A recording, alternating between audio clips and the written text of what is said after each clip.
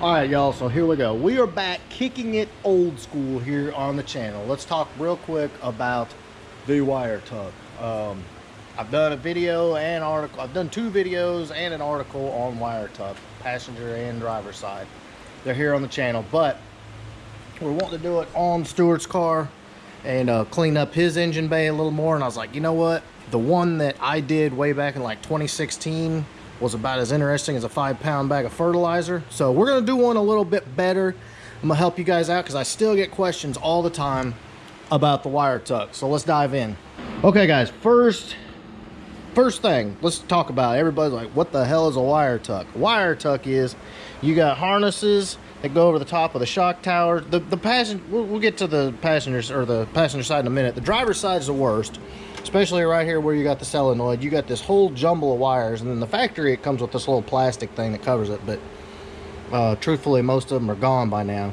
But that's the most ugly thing. And then now he's already moved these harnesses down, but these harnesses go right here and then just kind of, you know, vomit all over your inner fender aprons, and then basically the same thing on that side. So essentially what the wire tuck is you're taking your wiring harness, instead of it running on the outside on your fender apron, you're going up inside the fender well right here, up and out of the way, and then whatever needs to come out can come out through these holes, whatever goes in can go through that hole. So essentially all you're trying to do is clean up your engine bay, just make it look a little better, and you can do it essentially for free. So let's talk a little bit about the steps to get this rocking. A couple of things here. You've got holes, existing holes that you can use, like this one and this one. It does help. You're gonna make yours bigger, right? Probably. Yeah. I didn't have anything that would make that bigger when I did mine, so it is possible, but it's easier if you make it bigger and then put some sort of grommet around the edge, because your wiring is going to run up along here, and then once you get your inner fender liner out, you're not going to be able to see anything, and it's going to be clean. Especially on the passenger side here, your reservoir there for the washer fluid, if you want it, by all means it can stay. It's a heck of a lot easier if it's not there, and it looks cleaner too, because essentially you're going to use this area for your solenoid, and all that wiring. The idea is so you don't have to extend a lot of wiring, make this job a lot easier. All right, guys, first up, we're gonna go ahead and yank the water jug. That's gonna clear up this hole, and it's also gonna get rid of this big old fat line right here, which kind of cleans that area up too. So pull that out, just a couple of screws, and that'll be gone. All right, guys, and if you've got the 92 and 93 cars, you're gonna have this curious looking thing. And I have talked to the gurus, because I know all the 5.0 gurus. I'm not the guru, they are, and they give me technical advice, and they're still not 100% sure what this is. I've gotten a couple different educated guesses, but it's basically like a deadhead ground loop. I've heard it was for some sort of Canadian thing, you know, for the cars that were shipped to Canada. But the best advice I've gotten is don't cut it, so I haven't cut it. If you want to cut it, best of luck to you. We're going to leave it. Because that's attached to that harness and it's got to come through that hole. You go ahead and pull that up. All right, gentlemen, next on the docket, you want to start unhooking everything, and pay close attention to your solenoid. You notice on the negative side, all you've got is that right there. Literally, you got one thing hooked to that negative side. And so just, you know, unhook all that, take that off. We're going to start unplugging everything. Once we got it free, then the tucking begins. Pretty well disconnected. I think we're, yeah, got one ground right there. Pop those out. Essentially, guys, you need to get this entire loom that comes from the firewall there. You need to get everything unhooked that's connected to it. I got everything except that one ground. Should just be like 8mm, I think, 8 or 10. And then you'll have everything free. And see, yeah, that's the one. All right, guys, so we pretty much got everything disconnected here. So the last one there goes into the master cylinder. And literally when the last time I did this, that was the only harness I ended up lengthening, which it wasn't crap. I think it's 3 wires, 3 or 4, but yeah, everything's disconnected. Kind of hard to say, did just made the hole a little bit bigger. It's not very scientific how you do it, just make it bigger. Shot a little paint with it, especially with the strut there, it's hard to do. But as big as you need is just this, well, that one plug to go through, which I showed you earlier, the deadhead, which of course is stuck down in there again. But that's pretty much all you need. Now we can get to tucking. Yeah, it goes through. It's tight. All right, guys. Now this is the official tucking part, and again, there's nothing scientific whatsoever about it. You're punching a wire loom through that hole up there. You got it. It's just that Christmas tree catching. Again, there's nothing whatsoever scientific about this. You're pushing wires through a hole. As you can see, here they come. So we pretty much got the harness as far as it goes. When I say as far as it goes, you see these 2 orangish, reddish, pumpkin colored plugs. Those stay out, and then you've got this harness right here is part of this main harness, and that goes to your wiper motor. So that's as far as you can pull it through. You can pull it just a little more. Once you plug that in, you'll be able to pull it as tight as you can because you got plenty of slack going to your wiper motor. But that's about as far as you want to go with that. And then you can see this is what you're working with now. Now you're all underside here. All right, guys, so this is kind of what you're going to be looking like back here as far as your wiring. If you keep it pulled somewhat back towards the firewall, you can hide this underneath the wiper motor if you're kind of catching my drift. Keeps that area fairly clean. Nobody sees back there anyway, so don't worry about that. And also, guys, your hole that all this is going through, make sure you're protecting your wires as good as you can if there's any sharp edges or anything like that, so you don't have any chafing issues, because chafing blows. Okay, guys, here we go. Once we got the wires in, now we're going to go ahead and pull the solenoid and the coil off. I moved the coil down to here, and the reason is because it's now inside the fender well and isn't going to reach all the way over there, and it's a lot cleaner if it can just shoot out this hole and then go right there. One quick note I wanted to show you guys as far as the master cylinder. You've got this small harness right here that plugs into the master cylinder.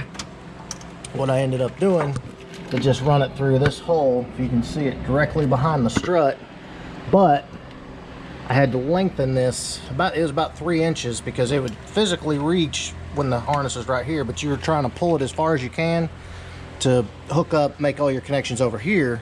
And once you did that, then it wasn't long enough. So again, I think it's 3 wires. So lengthen that just like a couple of inches, and that'll plug in, run it in this round hole right there behind the strut, and that'll be hidden out of the way, and you can plug up your master cylinder again. All right, boys, so let's talk about this section right here. A couple of things. Jason's putting the solenoid inside the fender well. The deal with the coil is normally the coil's right here. Well, the harness doesn't want to reach all the way back around here and out here, and plus you're showing off more wires. So what I've done in the past is mount it right here, and actually kind of looks really clean right there. Then the wire just barely pokes through that hole and plugs up. All you got to do is cut that ear off right there on the edge that mounts on the mounts right there on the strut tower, and then just mount it right there. And it also kind of, once you've got the coil down, when this harness runs through here, which it does, it can kind of run beside it and hides all of that. Still making some connections here. I know it still looks like a mess. We got the coil mounted and plugged up, and again, this is not an exact science. So you just got to kind of mess with the wires and just kind of get it where it works. Like I said, not an exact science. Just keep fooling with it. I promise it will. Everything will plug up. You might cuss. You will cuss. It's okay. All right, guys, one quick note. This harness that runs underneath your battery tray, because you've already got your battery tray out, it's your headlight harness. That's got to go inside the fender well as well. What you got to do to move it is cut the tape off, and then it's got this thing that kind of keeps the harness straight and not bending. Cut that off, and then you can take this harness back through this headlight hole right here, which is basically behind the headlight bucket, and then it'll snake right through there and just kind of hang right above the horns there, and you're good to go. All right, boys, here we go. We're pretty much getting ready to wrap this up. I'm about to put the battery tray in. Jason's got everything plugged up. We got everything reaching, and we did put the headlight harness and the airbag harness, like I said, they're right there. Just run those through those holes.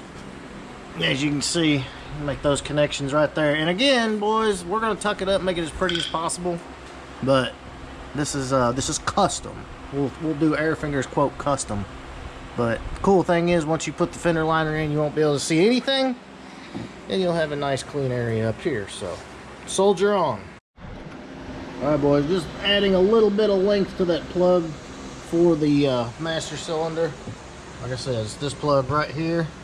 And you're gonna come through, you can come through this hole or you can come through this hole, either one, but you really only need to add maybe an inch, 2 inches, 3 inches, whatever you want to do. And that's real clean. It comes underneath there and plugs in, so you don't see any wires there. Coil's mounted, battery tray is in. Everything's pretty much plugged up. All right, boys, very, very, very important step. Before you put that inner fender liner in, hook the battery up, make sure it starts. Why? Because you put it all back together, put the wheel on, go to start, and nothing, you get to take it all back apart. Do yourself a favor, make sure she starts.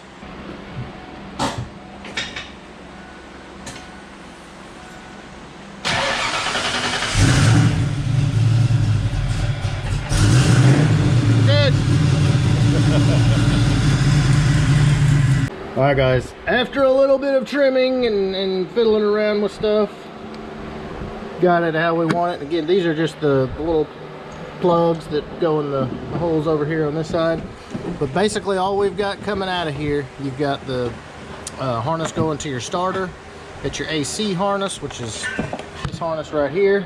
And then you've got your coil harness right there.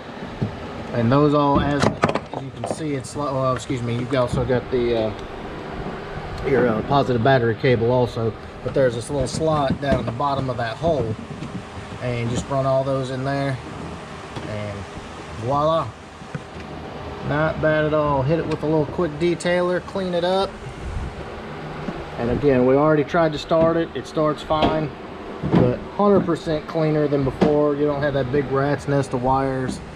Coil looks natural sitting right there. It's freaking, it's great. And we've been out here a couple hours, no big deal. So you can see right there the little harness coming through for the master cylinder. That's hidden. So we'll get the wheel back on and the inner fender liner. The job is done.